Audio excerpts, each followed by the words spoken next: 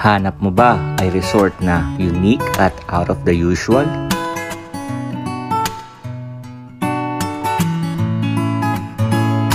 Yung hindi lang basta-basta resort, yung ang ambience meron pa ring touch ng Mother Nature.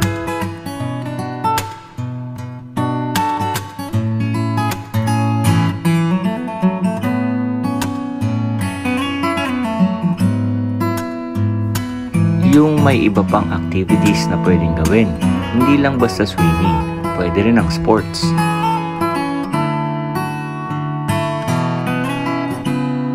And lastly, yung pasok sa panlasa ng mga chikitings mo o syempre ng mga tropa natin. Yung maraming pools pero alam mong laging malinis. Tara, join ka na sa aking adventure. Syempre, kasama ang inyong The Budgetarian Rider. Type mo na nga sa Gmaps mo ang Punta Bel Resort sa Hermosa, Bataan. Via NLEX, it's a 2.5-hour ride from Quezon City. Hanggang sa marating nga namin ang probinsya ng Pampanga at dito na rin kami nag-breakfast bago dumiretso sa resort na aming pupunta. And fast forward na nga, nakarating na kami dito sa Hermosa, Bataan at nadaanan na namin yung signage na nagtuturo kung saan ang resort na aming pupuntahan.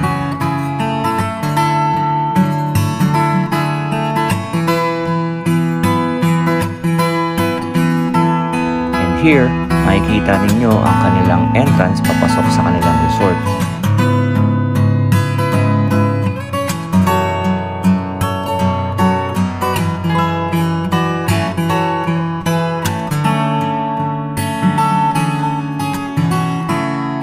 Plenty of parking space for everybody. Mapakotse man yan o motor, for sure meron ka mapupwestuhan dito.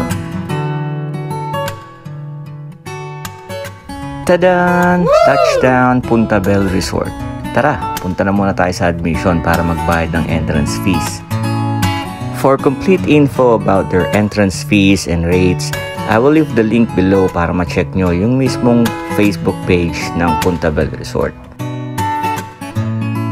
Alright, everything is set, so tara na sa loob. Pagpasok mo nga bubungad agad sa'yo yung kanilang bar and coffee area.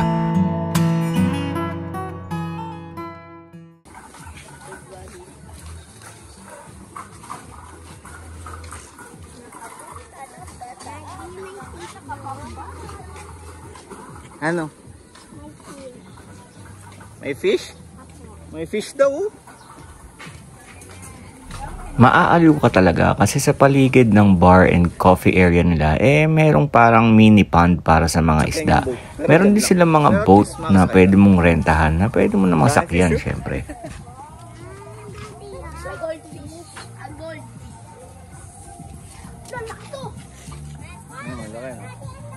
Sabi sa'yo, maaaliw kayo rito Ano, Chong? Sa tingin mo? Ayos. Ayos. Malawak pa yan, nak. Maganda dyan yung pool, ang haba. Kaya nga Ay, haba nga ito.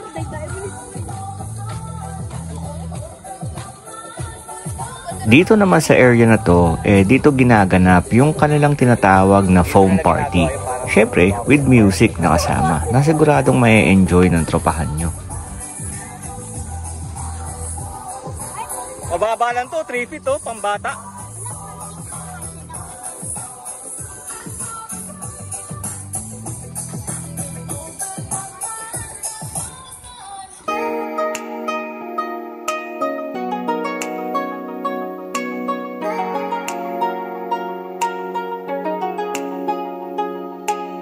All in all, meron ngang 7 na pools dito sa loob ng Punta Bel Resort. Plus yung nakita nyo kanina na batis. Lahat yon ay inclusive na sa inyong entrance fee. And dito naman sa daanan papunta sa cottage area, on your left meron na kaagad kiddie pool na makikita. And sa right side naman is yung kanilang picnic or camping area na rin na pwede siguro with tables. Meron na rin mini playground dyan for kids.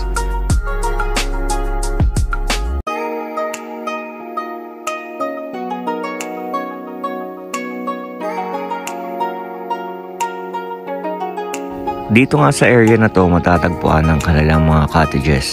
Ang mga presyo nagva-vary depende sa laki ng mga cottage na inyong rerentahan. Napakaganda nga at welcoming ng mga trees na dadaanan mo on your way. Talagang nakakaset ng mood.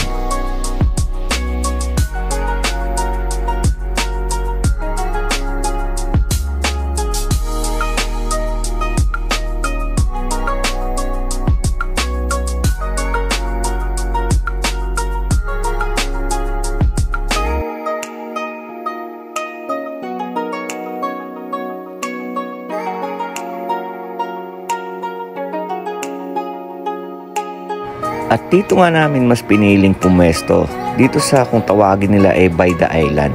Kasi sa buong resort, ito yung may pinaka-unique na feature kung saan yung pool nila ay paikot at parang meron nga namang island sa gitna na meron ding cottage na pwede nyong rentahan.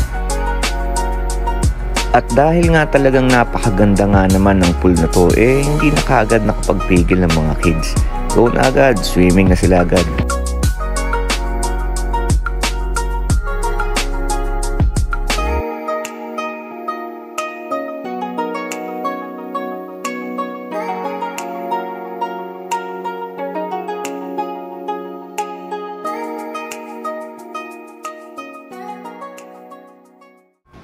At habang nag-e-enjoy nga ang mga kids sa kanilang pag-swimming, naisipan ko namang i-explore yung kanilang batis.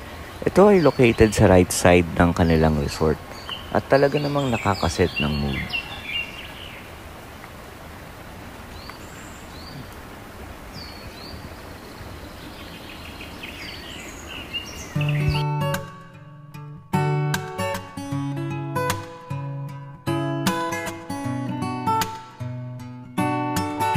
And after ko nga ma-explore yung kanilang batis, nagpatuloy na ako sa pag-check naman ng iba pang parts ng resort. Dito nga malapit sa batis, matatagpuan mo yung kanilang basketball court na pwede mo rin namang gamitin. At syempre, yung bola pwede mo rin namang hiramin. Malawak nga yung kanilang basketball court. Pwede kayong maglaro ng limahan dito. Meron din silang volleyball court kung gusto niyo naman ng volleyball.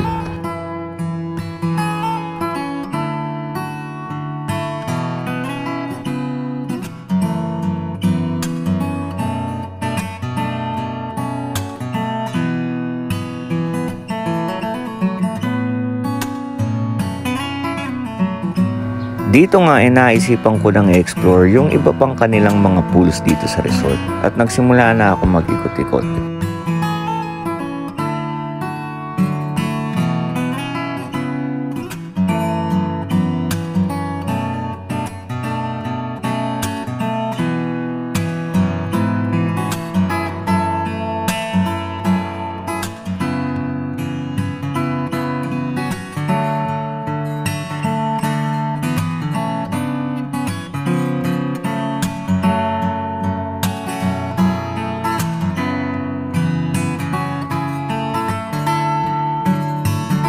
On the average, ang lalim ng kanilang mga pool ay nasa 4 to 5 feet and mas marami yung mga kiddie-friendly pool. Dito naman sa dulong area, pwedeng ganapin yung mga events kung meron man kayo. At sa dulong part nga ng resort na to, medyo mapuno at malilim. At meron din ditong pool na round shape din at paikot. Medyo hindi nga lang tinatao that day kasi wala namang masyadong visitors.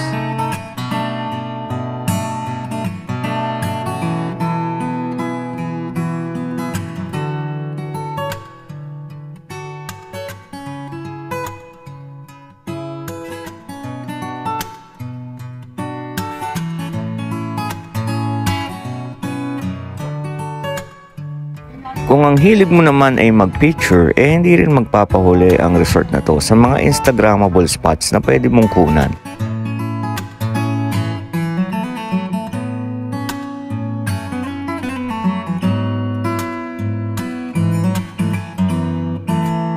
Meron din sila ditong mga life-size characters na may enjoy sigurado ng mga kids ninyo.